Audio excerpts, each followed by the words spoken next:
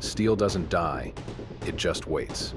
Long after the gunfire faded and the front lines shifted, the battlefields of World War II were left scattered with machines that never made it home. Across Europe, North Africa, and the Pacific, thousands of armored vehicles stood where they had stopped, engines silent, hatches open, tracks frozen into mud, sand, or snow. Some were destroyed in combat, torn apart by shells, or burned out by fire. But many others were not destroyed at all. They were simply abandoned.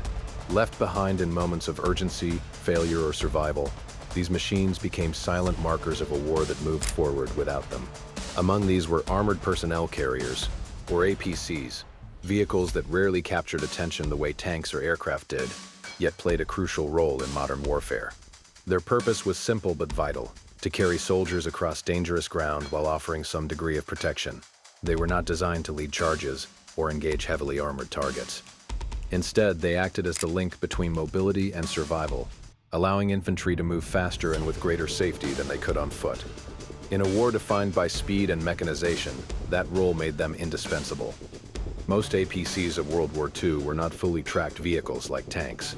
They were often half-tracks, combining wheels at the front with tracks at the rear. This design allowed them to travel more efficiently on roads while still maintaining the ability to move through rough terrain. Vehicles such as the American M3 half-track or the German SDKFZ 251 became widely used across multiple theaters of war. Inside, conditions were far from comfortable. Soldiers sat packed together in narrow compartments, surrounded by metal, equipment, and the constant noise of the engine. There were no luxuries, only the expectation that the vehicle would carry them through areas where walking would almost certainly lead to casualties. But these machines, for all their importance, were never invulnerable. War demanded more from them than they were designed to give. One of the most common reasons APCs were abandoned was mechanical failure. The environments they operated in were among the harshest imaginable. In Eastern Europe, freezing winters caused engines to seize and metal components to crack. Lubricants thickened or froze entirely, rendering systems inoperable.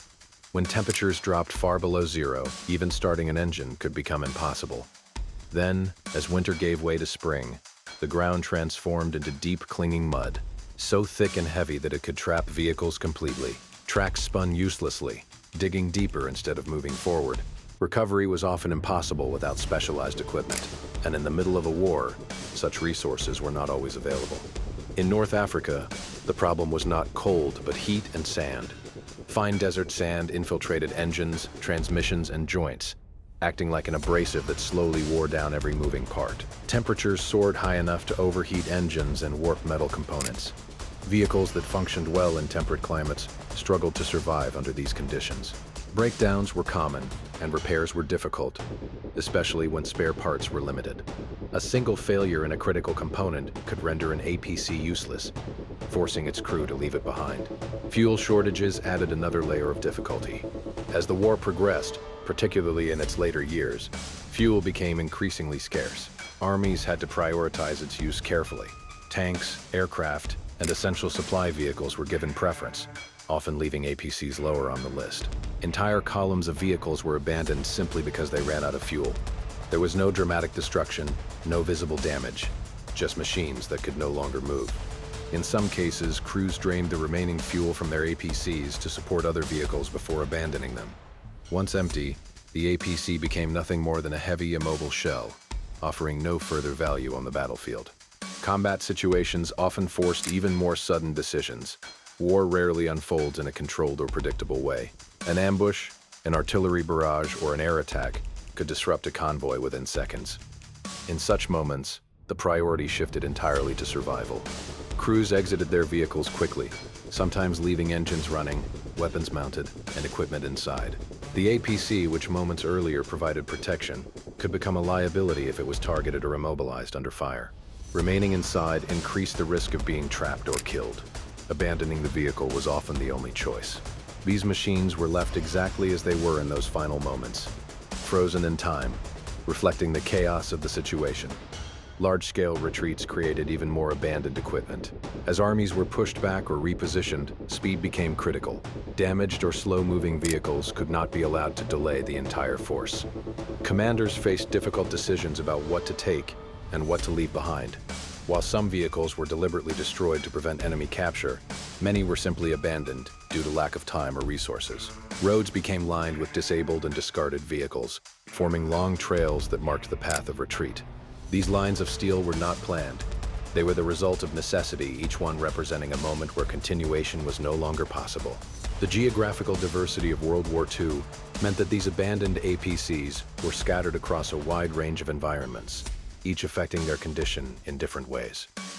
On the Eastern Front, vast distances and extreme weather created one of the largest concentrations of abandoned vehicles. The combination of freezing winters and muddy springs proved devastating for machinery. Many vehicles remained partially buried, preserved by cold or hidden beneath layers of soil. In North Africa, the desert preserved some vehicles while erasing others. Those left exposed have been slowly worn down by wind and sand, while others have been buried entirely beneath shifting dunes. The dry climate, however, has allowed some remains to survive in surprisingly recognizable condition. In Western Europe, particularly after the Allied invasion of Normandy, rapid advances and retreats left roads cluttered with abandoned equipment. The pace of operations meant that recovery was often impossible. Vehicles were pushed aside or left in ditches as forces moved forward, creating scenes of mechanical congestion that reflected the intensity of the campaign. In the Pacific, dense jungles and humid climates accelerated decay. Vegetation quickly grew over abandoned vehicles, and corrosion set in rapidly. Within a relatively short time, many APCs were almost completely absorbed into the environment. Today, only fragments remain in some areas, hidden beneath layers of growth. After the war ended, efforts were made to recover and repurpose as much equipment as possible. Some abandoned APCs were salvaged, stripped for parts, or melted down for raw materials. Others were collected for analysis, particularly those belonging to opposing forces, as militaries sought to understand and learn from enemy technology. However, not all vehicles could be recovered. In remote, inaccessible, or economically impractical locations, many were left where they had been abandoned. Over time, they became part of the landscape. Today, these machines still exist in various states of preservation. Some are little more than rusted shells, their structure weakened and collapsing. Others remain surprisingly intact, offering a glimpse into the past. They are found in forests, deserts, underwater sites, and even beneath layers of urban development. For historians, archaeologists, and enthusiasts, they represent more than just equipment. They are physical connections to moments in history that were never fully documented. Each abandoned APC tells a story, not of triumph or defeat, but of interruption, a mission that did not reach its destination, a journey that ended prematurely. They mark the points where plans changed, where conditions overcame preparation, and where survival took precedence over material. At the same time, these vehicles also reflect the human experience of war. Inside every APC were soldiers who relied on it for protection and mobility. In the confined space of the vehicle, they prepared for what lay ahead, often uncertain of what they would face. When the vehicle stopped, whether due to failure, fuel loss, or enemy action, the situation changed instantly. The protection it offered was gone, and the soldiers had to continue on foot, often under dangerous conditions. The abandoned APC became the point where their experience shifted from relative safety to direct exposure. These machines were designed to move, to carry, and to endure. They were built as tools of war, meant to function as part of a larger system of strategy and logistics. Yet, despite their design and purpose, many were left behind, not in controlled environments or planned decommissioning, but in moments of urgency, uncertainty. And the abandoned APCs of World War II stand today as reminders of the limits of both technology and planning. They show that even the most carefully designed machines can be rendered useless by environment, resource shortages, or the unpredictable nature of conflict. More importantly, they highlight the reality that war is not defined solely by victories and losses, but by the countless moments in between, moments where decisions are made quickly, where priorities shift, and where survival becomes the only objective. These steel giants, once part of a moving force, now remain still. Scattered across the world, they continue to mark the places where movement stopped and history paused, leaving behind silent witnesses to a war that never waited for anything or anyone that could not keep up. Another aspect often overlooked is what happened when these abandoned APCs were discovered by opposing forces. In many cases, they were not simply ignored. If a vehicle was still operational or repairable, it could be captured, repurposed, and used against its original owners. This was especially common on fast-moving fronts where supply lines were stretched thin and any usable equipment became valuable. Crews would quickly inspect abandoned vehicles, checking engines, fuel levels, and structural integrity. If the machine could be restarted, it might re-enter the battlefield under a different flag within hours. In this way, abandonment didn't always mean the end of a vehicle's role in the war. It sometimes marked the beginning of a new and unintended one. There were also instances where soldiers formed unexpected relationships with these machines, even after abandoning them. For many crews, an APC was more than just equipment. It was something they depended on daily for survival. It carried them through gunfire, shielded them from shrapnel, and became a familiar space in an otherwise chaotic environment. Leaving it behind could feel like losing a layer of protection, or even a silent companion. Some accounts describe crews hesitating before abandoning their vehicles, taking a final look back before moving on. These moments, though rarely documented in detail, reflect the psychological connection between humans and the machines they rely on in extreme conditions. Over time, many abandoned APCs also became part of local landscapes and communities. In some regions, civilians encountered these vehicles long after the war had ended. They were sometimes repurposed in unexpected ways, used as storage spaces, shelters, or even dismantled for scrap materials to rebuild homes and infrastructure. In rural or isolated areas, children grew up playing around these rusting machines, unaware of their full history. What was once a tool of war gradually transformed into an object of curiosity, utility, or even normalcy within everyday life. The meaning of these vehicles shifted as the memory of conflict faded.